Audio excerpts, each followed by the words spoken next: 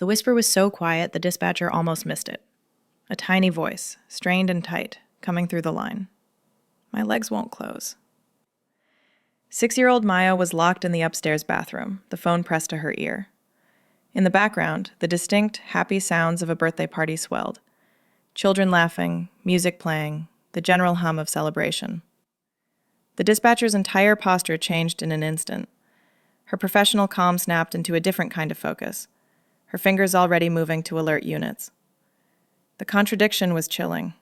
A child's party and a child's emergency, happening in the very same house. Just a few hours earlier, the house was a beautiful chaos of preparation. Streamers in Maya's favorite colors, pink and purple, were draped across the doorway.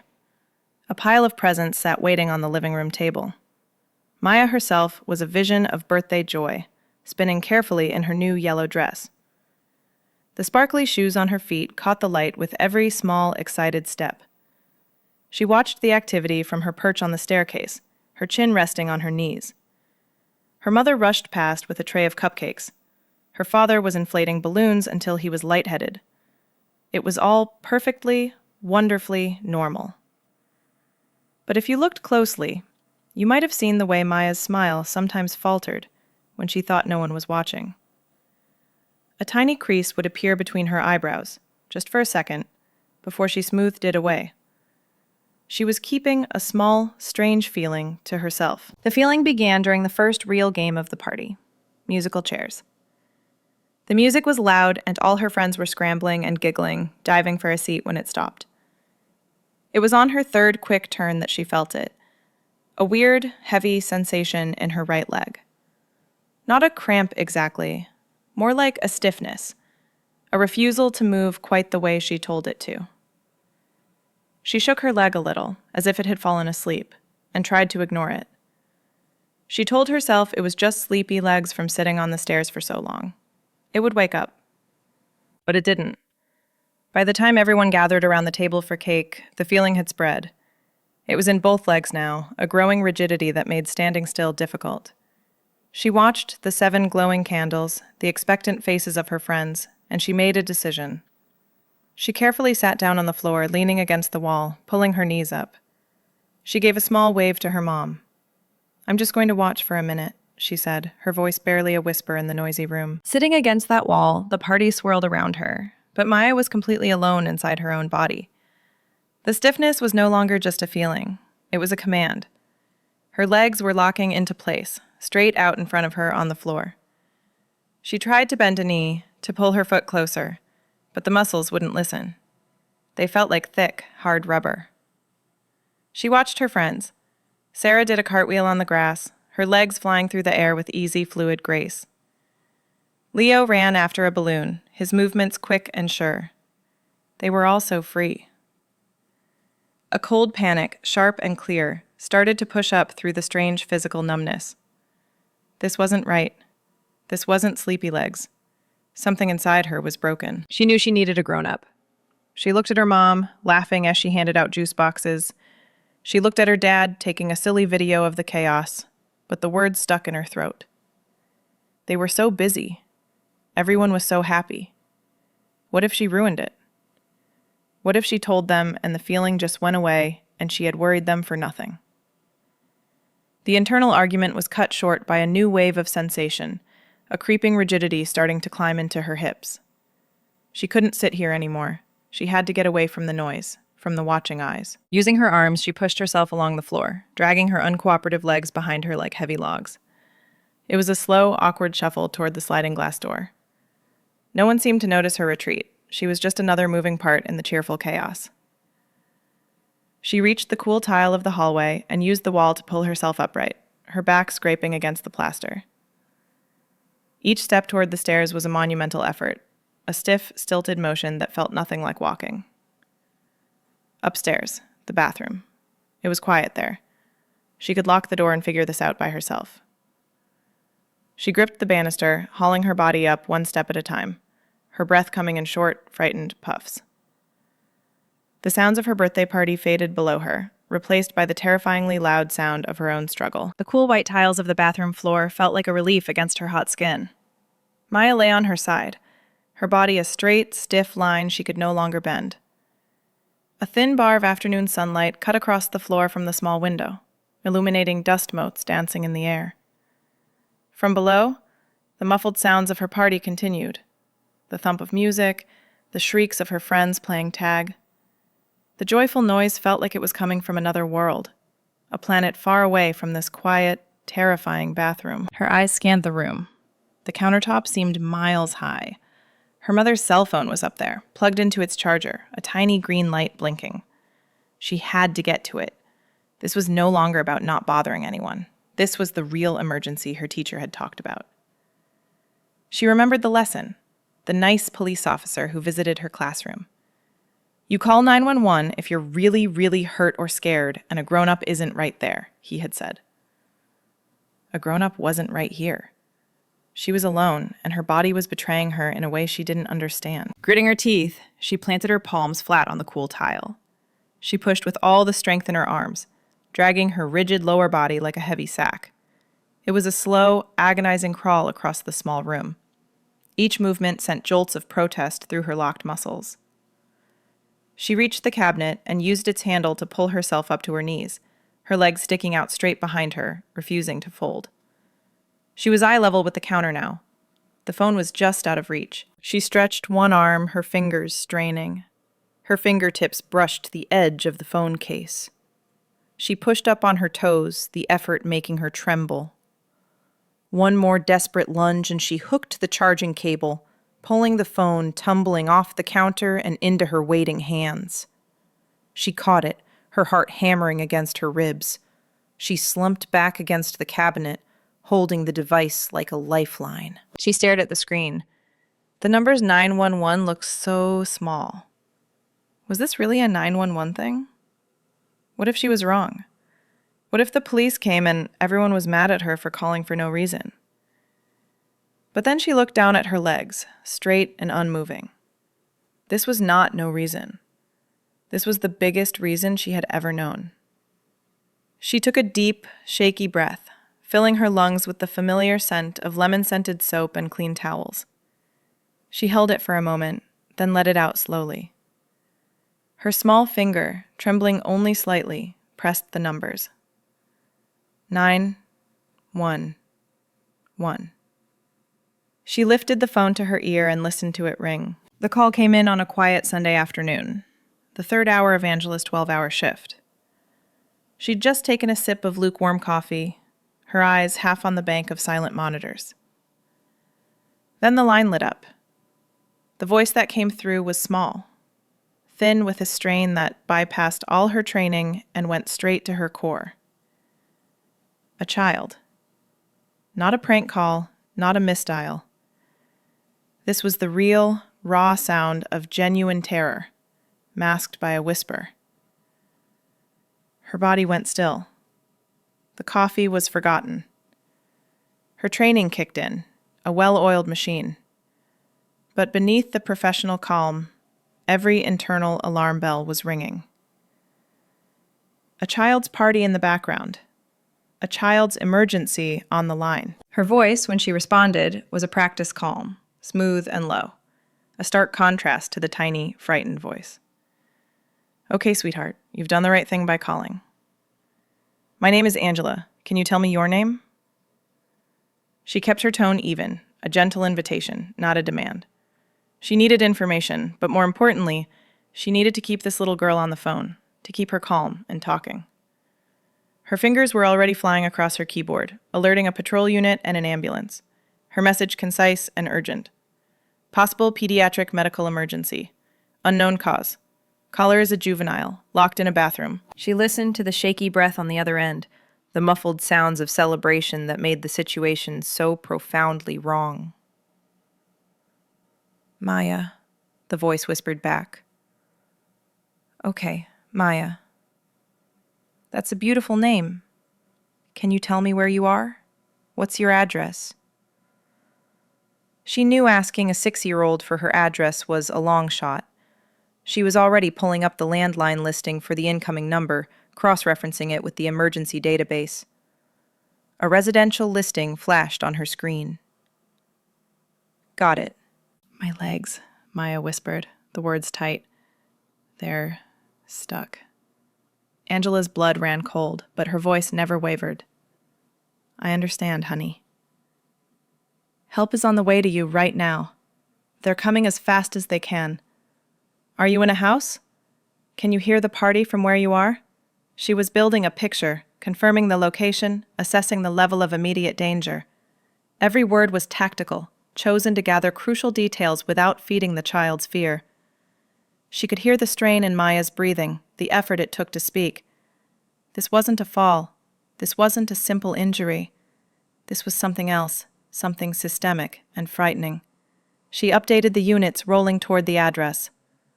Possible neurological event. Advise caution and speed. The disconnect was absolute. The cheerful noise of a birthday party in her headset and the silent, screaming urgency in her chest. Downstairs, the party's rhythm continued, a bubble of unchecked joy. Maya's father, Tom, was refilling a punch bowl when a small, quiet thought surfaced. He hadn't seen his daughter in a while. He scanned the backyard, his eyes passing over groups of playing children.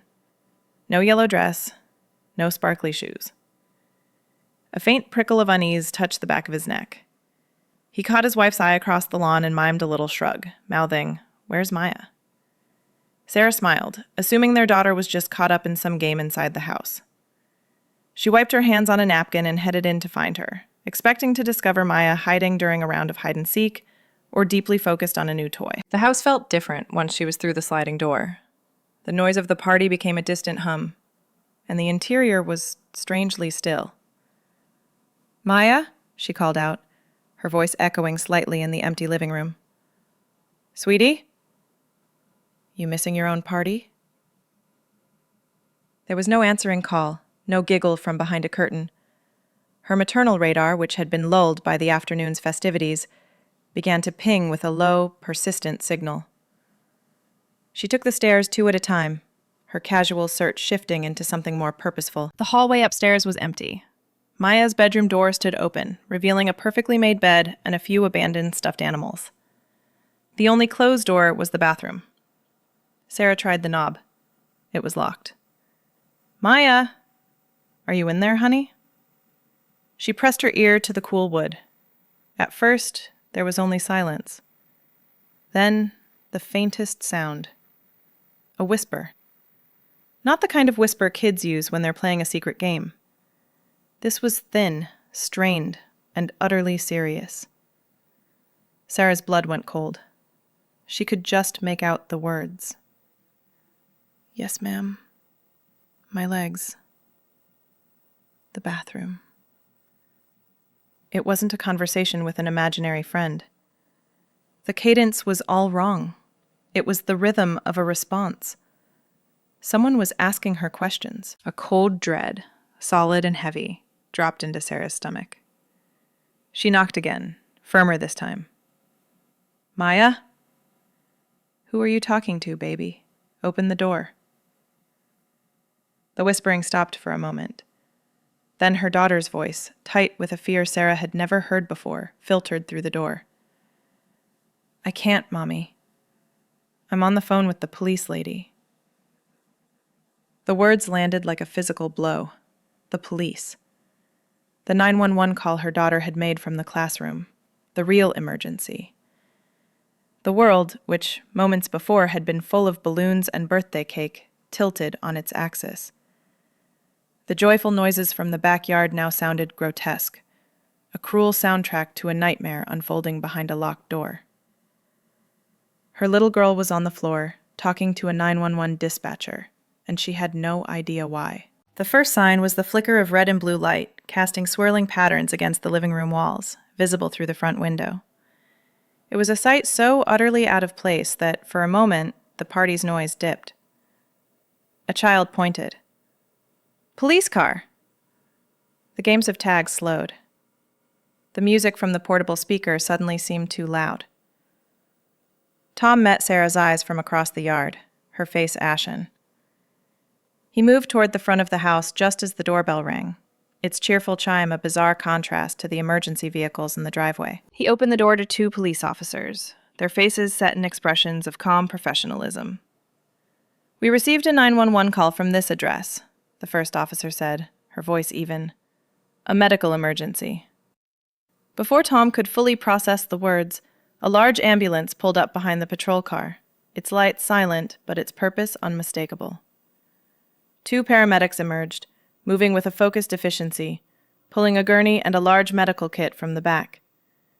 They navigated the path to the front door, stepping around a discarded jump rope and a half-inflated balloon. The sight of the paramedics, the stark reality of the gurney, finally shattered the last remnants of the party's illusion for the adults. The children were confused, huddling together, sensing the shift in the atmosphere but not understanding it. Parents began shepherding them gently toward one side of the yard, their own faces masks of concern and confusion. The backyard, once a scene of unstructured play, was now divided. On one side, a quiet, worried cluster of families. On the other, a coordinated response unfolding with quiet urgency. Tom led the officers and paramedics through the house, the sound of their heavy boots on the hardwood floor a stark contrast to the pitter-patter of little feet that had been there moments before. He gestured weakly toward the staircase. She's upstairs, in the bathroom. It's locked. She said she called you." The lead paramedic nodded, his eyes already assessing the environment, the stairs, the hallway width. "Okay, sir. We'll take it from here. Can you show us exactly which door?" Their calm was an anchor in the rising storm of Tom's panic. They weren't frantic. They were a machine, built for this precise moment. They moved past him and up the stairs, their equipment in hand, a wave of order moving toward the epicenter of the chaos. The celebration was over. The rescue had begun. The bathroom door swung open. The first thing the lead paramedic saw was a splash of bright yellow on the white tile floor. Maya lay on her side, her party dress a pool of sunshine around her, her body held in a stiff, straight line. Her eyes were wide, tracking their movement, but the rest of her was eerily still. The scene was a jarring clash of realities. The cheerful decor of a child's bathroom, the faint, happy sounds still drifting up from the yard, and the silent, profound medical emergency on the floor. The paramedic, a man named Ben with 20 years on the job, dropped to his knees beside her, his voice dropping into a low, soothing register. "Hey there, Maya. I'm Ben. We're here to help you, okay? You did a really good job calling for help." His partner moved in smoothly, opening their kit with practiced hands. Their calm was a tangible force in the small room, a counterweight to the fear in Maya's eyes. Ben's hands were gentle but purposeful as he began his assessment. He didn't try to move her legs. He could see the rigidity from a foot away, the way her muscles were locked in extension. "Can you tell me what happened, sweetie?" "When did your legs start feeling like this?" Her answer was precise, her words slightly slurred by the tension in her jaw. "During musical chairs." It felt sleepy. Then it got hard. Her description was chillingly clinical for a 7-year-old. She wasn't crying. She was observing, reporting. His gloved fingers brushed against her ankle, checking for a pulse. It was strong, but her skin was cool. He ran a pen lightly up the sole of her foot. Nothing. No reflex. No twitch. His eyes met his partner's over Maya's head. This was neurological. This was bad. The party downstairs, the birthday cake, the pretty yellow dress, it all fell away, leaving only the essential facts. A previously healthy child was experiencing rapid, ascending paralysis. This wasn't a wait-and-see situation. This was a load and go. "Okay, Maya," he said, his voice never losing its gentle calm. "We're going to get you to the hospital. The doctors are going to figure this out. I need you to be very brave for just a little bit longer." The decision was made. They needed to move, and they needed to move now. The ambulance bay doors hissed open, swallowing the gurney and its small, still occupant. The transition was jarring. One moment, the flashing red lights and the warm, confused air of the late afternoon. The next, the stark, bright white of the emergency department. A world of polished floors and antiseptic smells that erased all traces of birthday parties. Maya's yellow dress was a shocking burst of color against the sterile sheets. Her father, Tom, walked beside the gurney, his hand enveloping hers. Her grip was surprisingly strong, a desperate, silent communication of her fear. Her small fingers were locked around his, a tiny anchor in a sea of terrifying uncertainty. A doctor and 2 nurses converged on them, their movements efficient, their faces masks of focused calm. The paramedics delivered their report in a low, rapid-fire exchange of medical terms that Tom only half understood. 7-year-old female, previously healthy, onset of progressive muscle rigidity over approximately 90 minutes, absent lower extremity reflexes, responsive, alert. The doctor, a woman with kind eyes and a steady voice, nodded, her gaze shifting to Maya. She smiled, a warm, genuine gesture meant just for the little girl. "Hi there, Maya. I'm Dr. Evans. We're going to take good care of you." But as she began her own examination, her expression shifted subtly. The professional calm remained, but a new intensity entered her eyes. She was noting the discrepancy the paramedics had seen. A child who could speak clearly and follow commands, whose mind was sharp, trapped inside a body that was rapidly turning to stone. She gently tested the resistance in Maya's arms, which were beginning to show the same stiffness as her legs. She shined a light in her eyes, checking her pupils. The clinical reality in front of her did not match the simple, cheerful story of a birthday party mishap. This was something deeper, more systemic. She looked at Tom, her voice low but clear. "We need to find out what's causing this, and we need to do it quickly. I'm concerned this could be a neurological or spinal issue.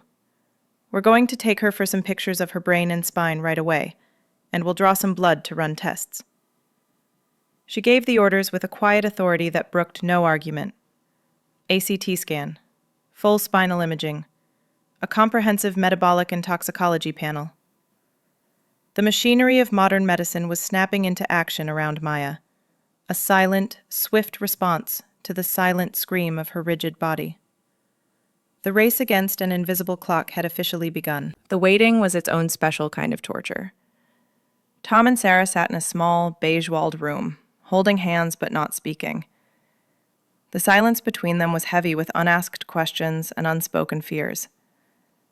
Every minute felt like an hour. When Dr. Evans finally returned, the images from the scans glowing on a tablet in her hand, they both stood up, searching her face for answers. Her expression was not one of relief. It was one of deepened concern. "The scans are back," she said, her tone carefully neutral. "And they're normal." The word should have been comforting. It was not. Tom felt a cold knot tighten in his stomach. Normal? But she can't move her legs. How can everything be normal? Dr. Evans nodded, understanding the confusion. "I know. It's counterintuitive. The CT of her head shows no bleeding, no signs of a stroke. The MRI of her spine shows no injury, no compression. Structurally, everything looks perfect." She set the tablet down. "That means we're dealing with something that isn't showing up on these images. A biochemical problem, perhaps. An issue at the level of the nerves and muscles themselves. The fact that it's progressing upward is the most concerning part." As if on cue, a nurse entered, her face serious. "Doctor, her respiratory rate is dropping slightly. And she's having more trouble swallowing her saliva." The news landed like a physical blow. The paralysis was climbing, creeping toward the muscles that controlled her breathing. Dr. Evans's professional calm tightened. "I've paged Dr. Vance, our pediatric neurologist. He's on his way in. In the meantime, we need to move her to the pediatric intensive care unit. Right now." The words PICU made Sarah gasp softly, her hand flying to her mouth. That was for the sickest children, the most critical cases. The transfer to the pediatric intensive care unit was a blur of controlled urgency. The room was quieter, more densely packed with monitors that beeped and whirred, tracking every beat of Maya's heart, every breath she took. It was here that Dr. Vance arrived, a tall man with a quiet demeanor and eyes that missed nothing. He spent a long time with Maya, asking her gentle questions, performing his own meticulous exam. He noted everything the others had seen: the rigidity, the absent reflexes. But he also saw something else, something subtle that had been missed in the rush of the emergency department. He held a small pen light and moved it slowly from side to side in front of Maya's face, instructing her to follow it with her eyes. She tried, but her eye movements were slow, jerky, almost mechanical. It was a tiny clue, a flicker of dysfunction in the intricate cranial nerves. He stepped away from the bedside and spoke quietly with Dr. Evans and the parents. "The normal scans rule out a lot of traumatic causes," he said, his voice low and measured. "But the progression, the specific pattern of rigidity, and now these ocular findings, they point towards something else, something toxic or metabolic. This isn't a structural problem. This is a poisoning of the nervous system."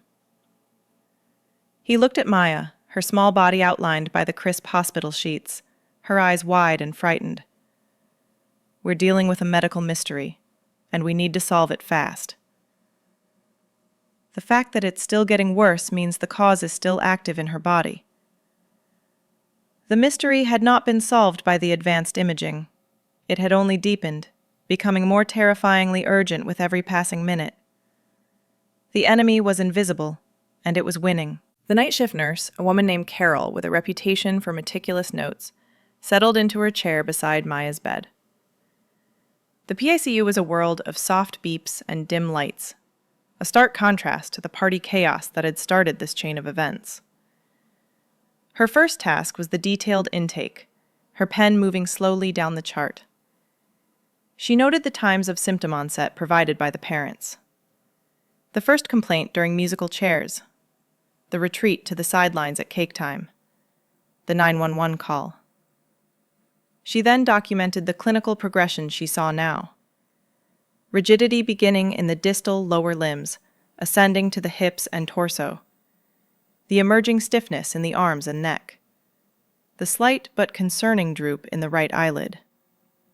It was a precise, marching order of paralysis. As she wrote, her mind, trained to look for patterns, began to connect the timeline to the parents' offhand comments. The party food. The homemade potato salad. The cake from a local bakery. She paused, her pen hovering over the page. A progressive, ascending rigidity. It was a specific, terrifying presentation. She'd seen something like it once before, years ago, in a continuing education seminar on rare toxicological emergencies. It wasn't a common thing. It was the kind of case you read about and hoped never to see. She finished her notation, her handwriting neat and clear. Then she did something that went beyond the standard protocol. She picked up the phone at the nurse's station and dialed the internal line for the hospital's toxicology consultant. She wasn't an alarmist, but her gut, honed by 2 decades of night shifts, told her this was a needle in a haystack that needed to be found immediately. She relayed the symptoms, the timeline, the peculiar pattern of the muscle locking. "It's presenting like a tetanus exposure," she said quietly into the receiver. "But there's no wound."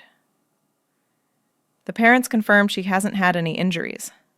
The only variable is the party food. On the other end of the line, the toxicologist fell silent, the implication hanging in the air between them. A rare, almost forgotten possibility was beginning to emerge from the shadows of medical textbooks. Dr. Vance stood at the nursing station, the toxicologist's theory echoing in his mind. A food-borne toxin. It was a thread, thin but strong. He pulled up the list of everything served at the party, provided by the frantic parents. He mentally ticked through the common culprits. Mayonnaise, eggs, poultry. Nothing fit the specific, rapid neurological profile. Then his eyes landed on it. Home-canned green beans. The mother had mentioned them proudly, a family recipe from the child's grandmother. A memory sharp and clear surfaced from his residency. A journal article. A case study of a family who had all fallen ill after a meal. The culprit wasn't the green beans themselves, but the soil they were grown in. A specific bacterium, Clostridium botulinum, could lie dormant in the earth. Improper canning created the perfect anaerobic environment for it to wake up, multiply, and produce one of the most potent neurotoxins known to man. It didn't spoil the food's taste or smell. It was a perfect, silent assassin. The symptoms aligned with horrifying precision. The descending paralysis starting in the extremities. The progressive muscle rigidity. The cranial nerve involvement, affecting the eyes and swallowing. It wasn't a typical food poisoning. It was botulism. A rare, deliberate attack on the nervous system's very ability to communicate with the muscles. He pictured the party platter. Maya, he remembered her father saying, had been so proud of those beans from Grandma's garden. She'd eaten a heaping portion, perhaps the most of anyone. The toxin dosage would have been significant. He moved quickly to the parents, his demeanor calm but urgent. "We have a working diagnosis," he said, his voice low. "We believe Maya has botulism poisoning. It's exceptionally rare, especially from home-canned food, but the symptoms are a perfect match. It's a toxin that blocks the signals from her nerves to her muscles." He saw the confusion and dawning horror on their faces. "The good news is there is an antitoxin. It can neutralize the poison circulating in her bloodstream. It won't reverse the damage already done. That healing will take time. But it will stop the progression. We need to administer it immediately." The race was no longer just for a diagnosis. It was a sprint to the pharmacy for a life-saving vial that would halt the invisible enemy in its tracks. The hospital pharmacy became the new center of the universe. A resident ran, not walked, the order for botulism antitoxin down the sterile corridors. It wasn't a common item. It lived in a special refrigerated unit, a small vial of clear liquid that represented the only chance to stop the poison's relentless march through Maya's small body. The PICU room transformed into a hive of controlled, precise activity. The antitoxin arrived, and the nursing team worked with a seamless, wordless efficiency. They hung the bag, primed the line, and found a vein in Maya's arm that was still soft and pliable. The drip began, a slow, steady infusion of hope. Each drop was a soldier sent to fight an invisible war inside her. In the family waiting room, time lost all meaning. Tom and Sarah sat side by side on the stiff vinyl couch, their hands clasped tightly together. They didn't speak. There were no words big enough for the fear that filled the room. They just watched the clock on the wall, its second hand sweeping in an agonizingly slow circle. They listened to the quiet sounds of the hospital at night, the distant pages, the soft whoosh of a door closing, the hum of the vending machine down the hall. Every one of Maya's breaths, monitored and displayed on a screen they couldn't see, was a victory. They were holding their own breath, waiting for a sign, any sign, that the tide was turning. Inside the room, the medical team maintained their vigil. The monitors continued their soft chorus of beeps, a constant reassurance of a steady heartbeat, of oxygen levels holding. The night was long. The nurses documented everything. The slight, almost imperceptible change in the rigidity of her ankles. The way her jaw seemed just a fraction less clenched during a neurological check. They were small things, tiny footholds on a steep mountain. There was no miraculous instant cure. The damage the toxin had wrought would take time to undo. But the terrifying progression, the ascent of the paralysis toward her lungs, had stopped. The antidote was doing its job. The long, dark night was a silent battle, and for the first time since the musical chairs game, they were winning. The first sliver of dawn painted the sky a soft, watercolor gray outside the large PICU windows. The harsh overhead lights were off, and the room was bathed in the gentle glow of medical monitors and the early morning light. It had been the longest night of their lives, a silent vigil measured in heartbeats and whispered updates from the nurses. And then it happened. Maya's eyes, which had been closed in a tense, unnatural sleep, fluttered open. They were clear, aware. They scanned the unfamiliar ceiling for a moment, then drifted to her mother's face, watching her from the chair beside the bed. A tiny sound escaped Maya's lips. It wasn't a word, just a soft, croaking sigh. But it was a conscious sound, a connection. Sarah leaned forward, her own breath catching in her throat. "Mama?" The word was slurred, thick with dryness and weakness, but it was unmistakable. It was the most beautiful sound Sarah had ever heard. She reached out, her fingers gently brushing a strand of hair from Maya's forehead. "I'm here, baby. Mommy's right here." Tears she hadn't even realized she was holding back spilled down her cheeks. Dr. Vance made his rounds as the sun properly cleared the horizon, flooding the room with a hopeful, golden light. His examination was thorough but quicker than the night before. He tested the resistance in her arms. There was a little give now, a slight softening of the terrible rigidity. He asked her to wiggle the fingers on her right hand. They trembled, the movement tiny and uncoordinated, but they moved. It was a monumental effort, but it was movement. He looked at the parents, and for the first time, a cautious optimism touched his professional demeanor. "The antitoxin has halted the progression," he said, his voice quiet but firm. "What we're seeing now is the beginning of the recovery." Her nervous system is starting to fight its way back. He paused, letting the weight of the night settle on them.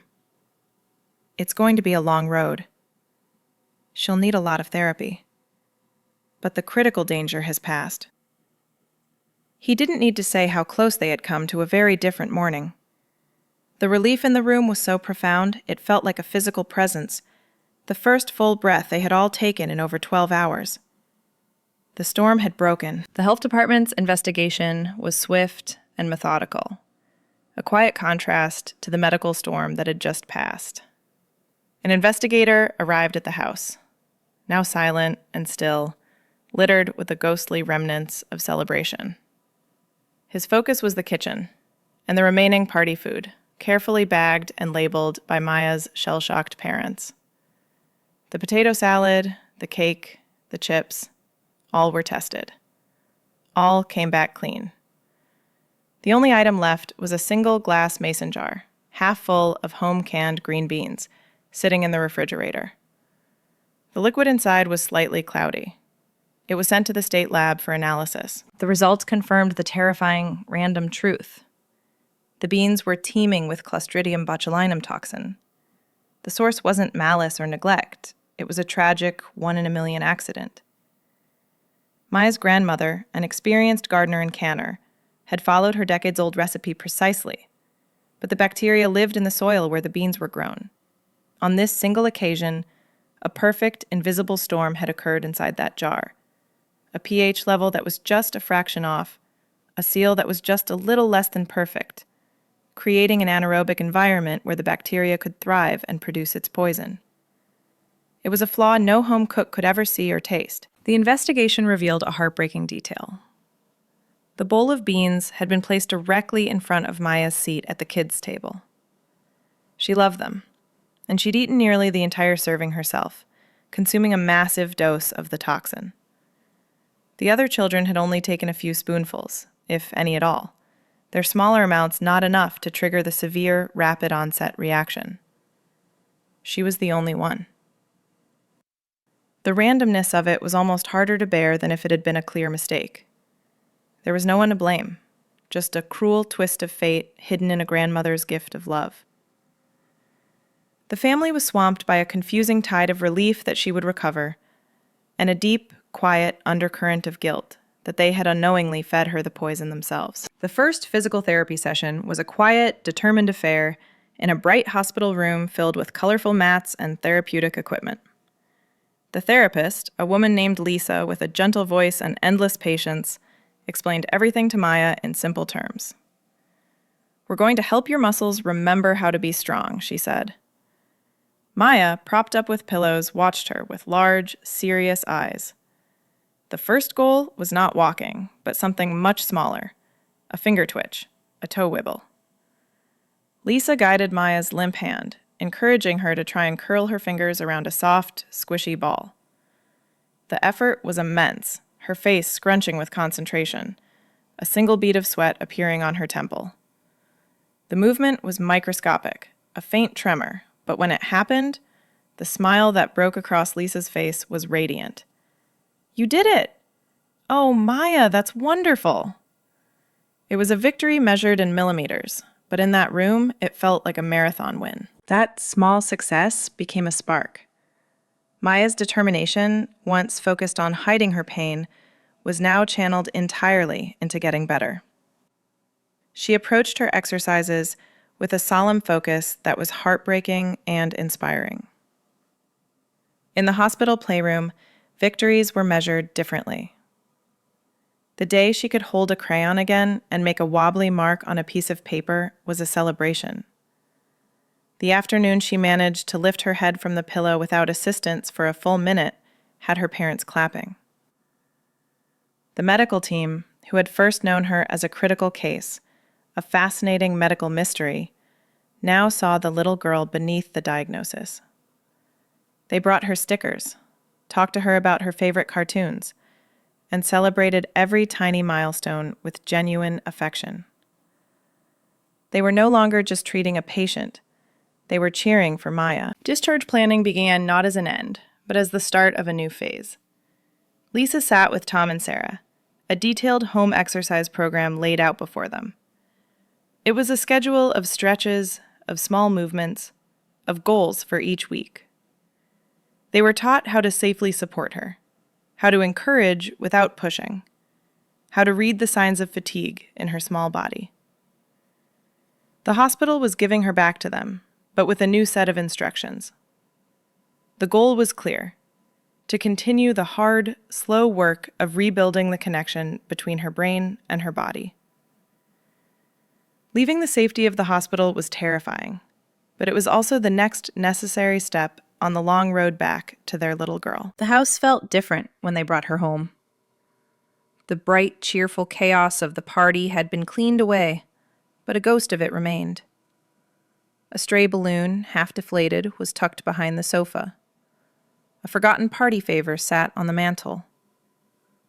For Maya, carried carefully through the front door in her father's arms, the familiar spaces of her home seemed both the same and entirely new. The staircase she had struggled to climb in terror was now just a staircase. The bathroom door was just a door, no longer a locked prison. But her perspective had been permanently altered. She saw the world from a lower vantage point, from the couch or the floor. And she saw it with the weary eyes of someone who had fought a hard battle. Family rituals were reestablished, but they were slower, more deliberate, and infused with a new, profound meaning. Reading a bedtime story took longer because she needed to be propped up with pillows just right. Helping set the table meant carefully passing her one light plastic plate at a time.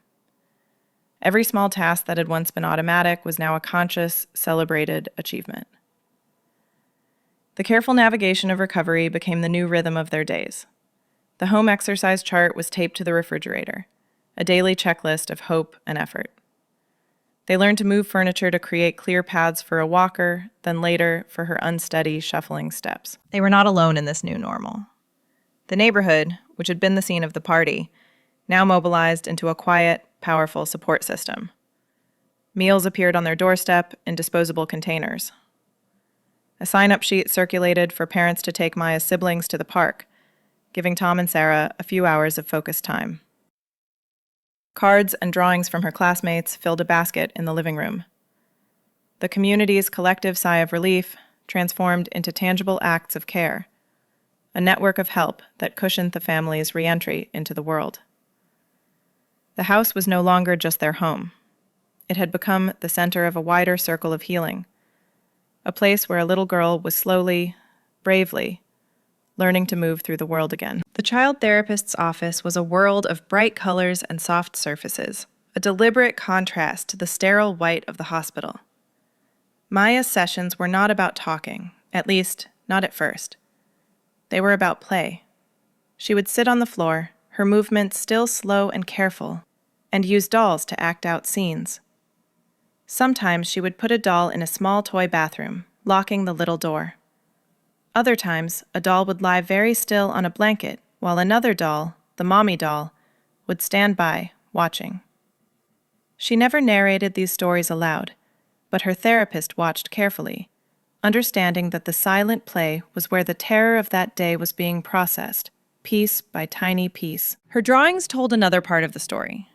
The early ones were all in black and red crayon, angry, scribbled chaos over a yellow dress. But as the weeks passed, color returned. A drawing of her family, all holding hands, with a big yellow sun in the corner. A picture of a lady in a headset with a kind smile, labeled, "The police lady who helped." She was externalizing the trauma, putting it on paper where she could look at it, and in doing so, she began to shrink its power over her. For her parents, therapy was a different process, dominated by the quiet, grinding weight of guilt. The question, "How did we not know?" played on a loop in their minds. Their counselor worked with them to reframe the accident, to see it not as a failure of vigilance, but as a random event no parent could have predicted or prevented. They learned to forgive themselves for their lack of omniscience, to channel that energy into being present for the long, patient work of Maya's recovery, rather than punishing themselves for the first unknowing moment. Her siblings, once confused and a little frightened by the sudden focus on their sister, began to understand in their own ways. They became her cheerleaders, clapping wildly when she took 3 steps instead of 2, patiently playing board games on the floor so she wouldn't have to get up. The family dynamics had been shaken and rearranged, but into a new, more deliberate shape.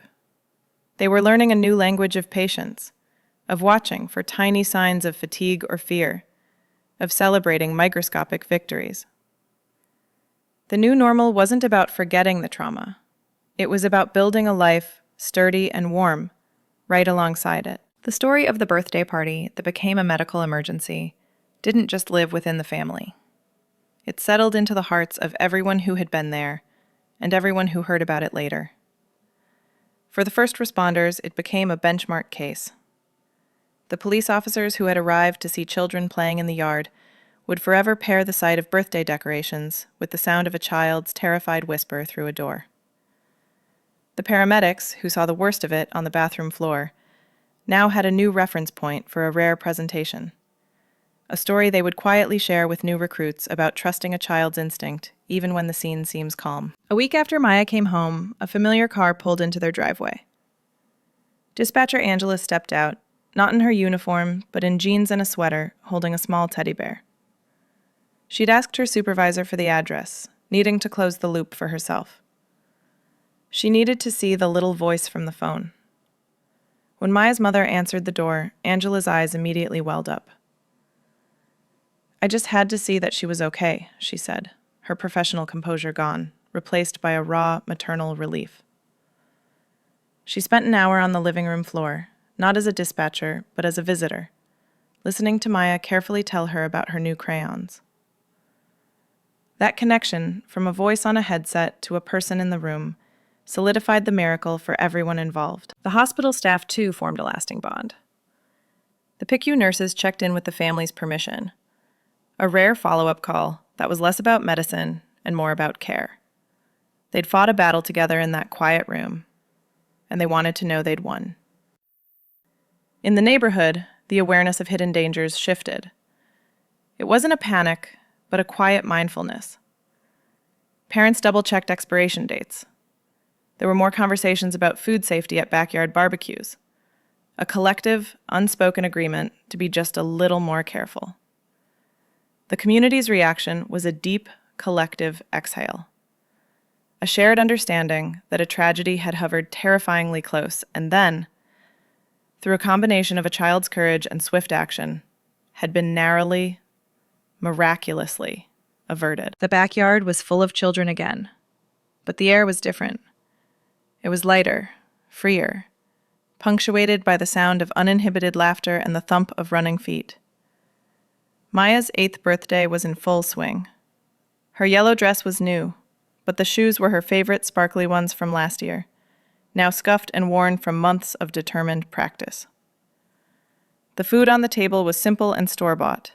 Prepackaged snacks, a cake from a major chain bakery, juice boxes sealed at a factory. Every item had been chosen with a conscious, quiet deliberation her parents didn't need to explain to each other. Safety was the unspoken guest of honor. The best sound, the one her parents kept pausing to listen for, was the rhythmic pounding of her footsteps as she ran with a pack of friends playing tag. Her gait was almost perfectly normal now, just a faint, almost imperceptible stiffness in her left leg when she was very tired. To see her running, her head thrown back in laughter, her arms pumping, was to witness a victory a year in the making. It was a sight they would never again take for granted. If you looked closely at her wrist, you would see it. A simple, silver medical alert bracelet, its engraving small and subtle. She had chosen it herself from a catalog, insisting on wearing it. It wasn't a mark of shame for her. It was a badge of honor, a reminder of her own strength and a practical tool for her safety. As the sun began to set and the parents gathered with glasses of lemonade, Tom raised his. His voice was thick with emotion, but clear. "To our incredible daughter," he said, his eyes finding Maya, who was trying to stuff an entire cupcake in her mouth. "And to second chances." The clink of glasses was not just a toast. It was an acknowledgement of the long, hard road behind them, and a celebration of the resilient, running, laughing joy in front of them. The case became a quiet legend at City General, a what-if scenario discussed in hushed tones during pediatric grand rounds. The hospital's emergency protocol manual gained a new, specific addendum. Any pediatric patient presenting with unexplained, progressive muscle rigidity, especially with a backdrop of a recent meal, was now flagged for immediate toxicology consultation alongside standard imaging. The time saved by that one change, born from Maya's ordeal, would someday save another child precious, critical minutes. Dispatcher Angela's recording of the call, with Maya's small, strained voice stating, "My legs won't close," became a mandatory, though anonymized, segment in the county's 911 training program. It was a masterclass in a child's articulation of a crisis, teaching new recruits to listen for the profound terror beneath the simple words, to trust the instinct that separates a real emergency from a prank, even when the background noise suggests a party. A public health campaign quietly launched in the region, its pamphlets showing up in community centers and doctors' offices. It didn't scream about danger. It gently educated on the importance of proper food preservation, particularly for home canned goods. It was a ripple of awareness, a small defense built from a family's private nightmare. Tom and Sarah, once private people, found a new purpose in advocacy. They shared their story, not for sympathy, but as a cautionary tale that held no blame, only a plea for vigilance. They spoke at community meetings, their voices steady as they described the disconnect between a celebration and a catastrophe, turning their guilt into a shield for others. The legacy of that terrified phone call was not one of tragedy, but of profound change. It was in the adjusted protocols that made a hospital safer, the sharpened instincts of a dispatcher, the slightly more careful hands of home cooks, and the unwavering voice of a family who chose to make meaning from a random accident. A child's courage in a locked bathroom had sent out waves that made the entire community just a little bit stronger, a little more prepared, and a lot more aware of the fragile, incredible resilience they all held. For Maya, the meaning of it all was not a heavy, complicated thing. It was woven into the fabric of her 8-year-old life in simple, practical terms. She was the girl who got sick from the beans. She was the girl who had to learn to walk twice. It was a fact about her, like having brown hair or being good at drawing horses. She incorporated the story into her identity with a child's unflinching acceptance, telling her new classmates about her cool robot legs and the nice lady on the phone who sent the helpers. Her medical bracelet was not a reminder of weakness, but a badge of a battle she had won. For her family, the transformation was deeper, a fundamental rewiring of their perspective on safety and crisis. An ambulance siren was no longer just noise. It was a story happening to someone else. A locked door was no longer just privacy. It was a potential barrier. They had learned that emergencies don't announce themselves with fanfare. They begin as a whisper, a subtle twinge, a quiet decision to retreat. Their vigilance was now a quiet hum in the background of their lives, a respectful awareness of how quickly ordinary joy can tilt toward the edge. The medical team carried the case with them, a rare and profound lesson in diagnostic humility. For the pediatric neurologist, it was a reminder that the answer isn't always on the scan. Sometimes it's in the pattern of a symptom, in the timeline of a party, in the quiet observation of a night nurse. It was a case study in listening beyond the obvious, a story they would carry to remind themselves and their students that medicine is as much about detective work as it is about technology. And the enduring impact, the true meaning made, was the quiet knowledge of a child's profound courage. The image of a small girl alone on a cold tile floor, pushing past terror to make a call that would save her own life. It was a testament to the clarity that can exist inside fear, and a permanent reminder that strength has nothing to do with size. Later that night, the house is quiet. The last of the birthday energy has settled into a peaceful hum. Upstairs, Maya sleeps, her body curled easily beneath the blankets, her legs tucked close. There is no stiffness, no fear, just the soft, even breath of a child deeply at rest. Downstairs, her parents moved through the familiar rituals of turning off lights, locking doors. The silence is not empty anymore. It is full. Full of the day's laughter, full of the memory of her running, full of the profound, quiet gratitude for the simple, miraculous fact of a safe household. If this story of a whisper and a party and a little girl's immense courage moved you, we would be honored if you shared your own moment of unexpected bravery in the comments below. Sometimes the greatest strength is found in the quietest voices. And if you want to be here for more tales of resilience that remind us of the light we all carry, subscribe.